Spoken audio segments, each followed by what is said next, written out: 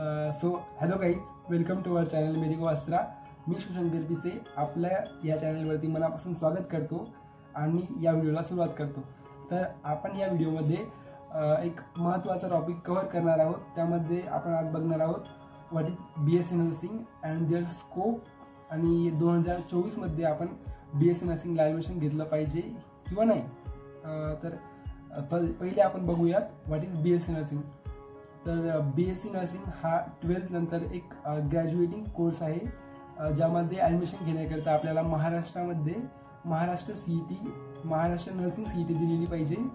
आणि BSc nursing हा complete 4 year course आहे, ज्यामध्ये तुम्हाला थेरी प्लस क्लिनिकल प्रॅक्टिस हे इक्वल वेटेजमध्ये बघायला मिळणार आहे।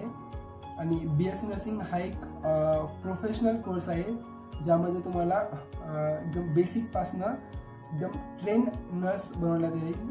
आणि BSc नर्सिंग हा एक स्कोप असलेला कोर्स सुद्धा आपण म्हणू शकतो, कारण यामध्ये भरपूर वॅकन्सी सुद्धा निघत राहतात, government private vacancies other than the other careers. Like ज्या विद्यार्थ्यांना खरंच खूप गरज आहे म्हणजे आपल्या फॅमिलीला सपोर्ट करण्याची आणि लवकरात लवकर एक इन्कम जनरेट करण्याची, त्या विद्यार्थ्यांसाठी BSc नर्सिंग हा एक उत्तम पर्याय ठरू शकतो।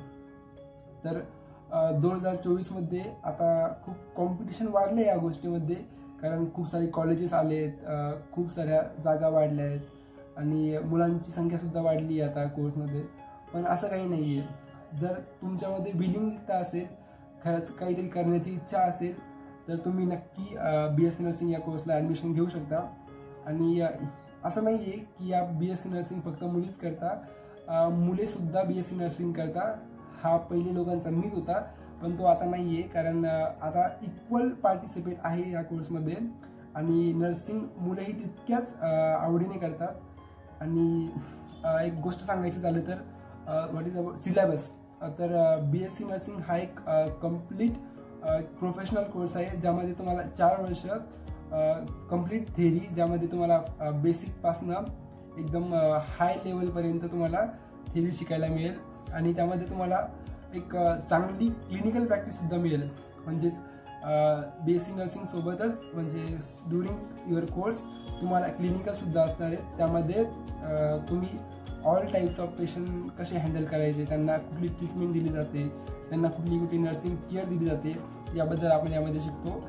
एक नर्सचा काय रोल असतो एका इंडिव्हिज्युअलच्या लाईफमध्ये, एका पेशंटच्या लाईफमध्ये, हे सुद्धा आपल्याला हा कोर्स शिकवतो।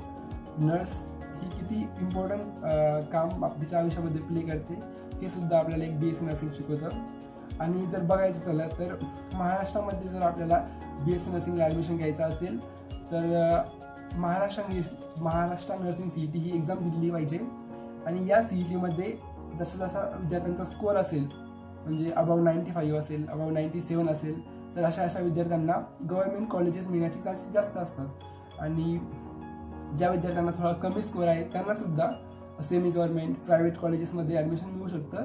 आणि महाराष्ट्रामध्ये खूप अशी कॉलेजेस आहेत जी खरंच खूप चांगल्या प्रकारे शिक्षण देत आहेत। आणि खूप चांगली कॉलेजेससुद्धा महाराष्ट्रामध्ये आहेत, जिथून तुम्ही BSc नर्सिंग करू शकता।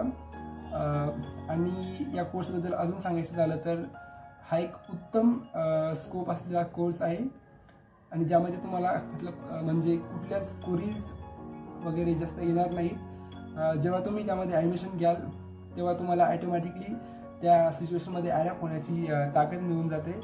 आणि तुम्हाला अजून काही कोर्स रिलेटेड प्रॉब्लेम असतील तर तुम्ही मला कॉमेंटमध्ये नक्की सांगू शकता।